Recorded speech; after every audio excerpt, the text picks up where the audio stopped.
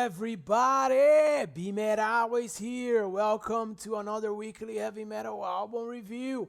This week I'm reviewing Bloodbound, Creatures of the Dark Realm, released by AFM Records on May 28th, 2021. Bloodbound is a Swedish melodic power metal force slaying dragons since the band surfaced in 2005 with their debut album Nosferatu.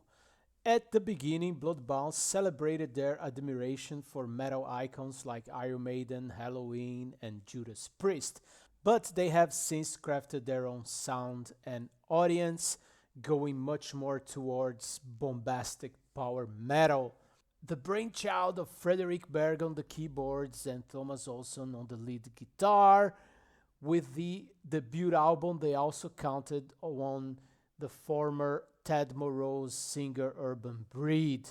But after some turbulences and back and forth with Breed, Patrick Celebi has established himself as the lead vocalist and a major force on the band since his debut with their fourth album, Unholy Cross, in 2011. I personally think that their best album with Patrick is 2017's War of Dragons, even though the first one is also pretty cool.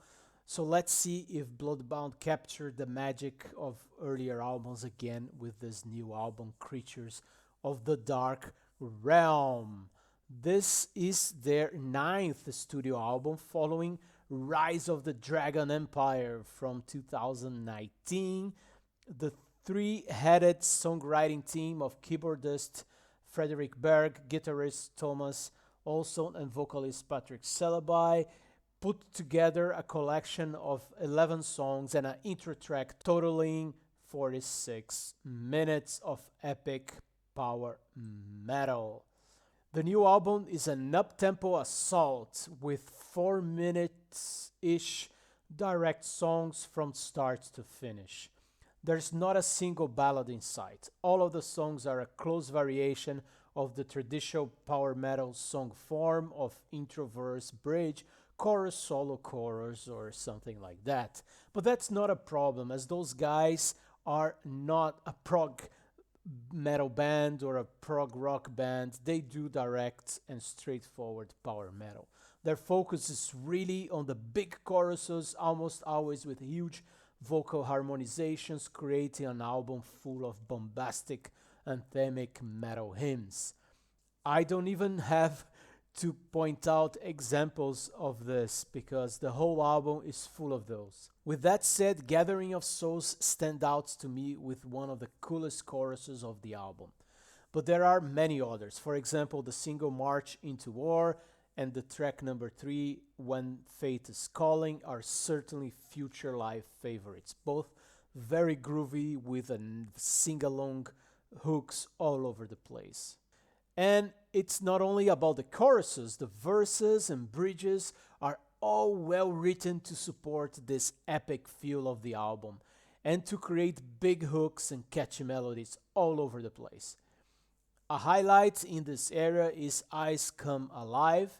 Here the band dialed up the aggressiveness during the verses.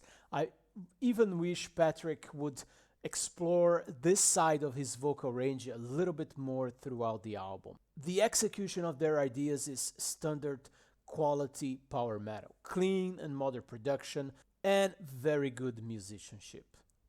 There are some tasteful guitar solos here and there, but never overdone or too long. I also really enjoy Patrick's vocals. He's well-balanced singer, being able to hit the high notes and give some aggression, but never overdoing it.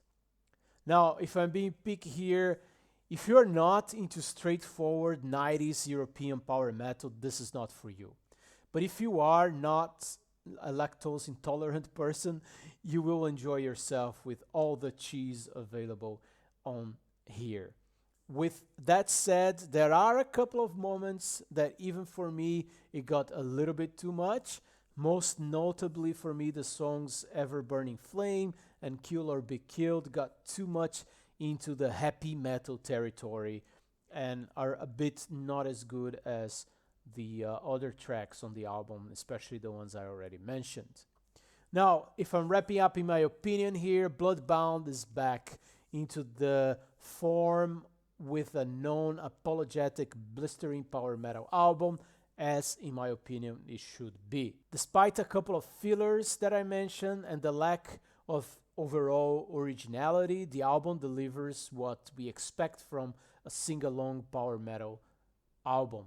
That means bombastic choruses, enough aggression, and a huge amount of melody and hooks.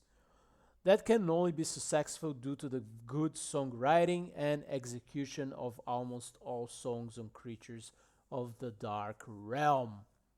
To me, this all makes Creatures of the Dark Realm just into the halls of a very good album, just barely enough for me to consider a very good album with a score of 82 out of 100.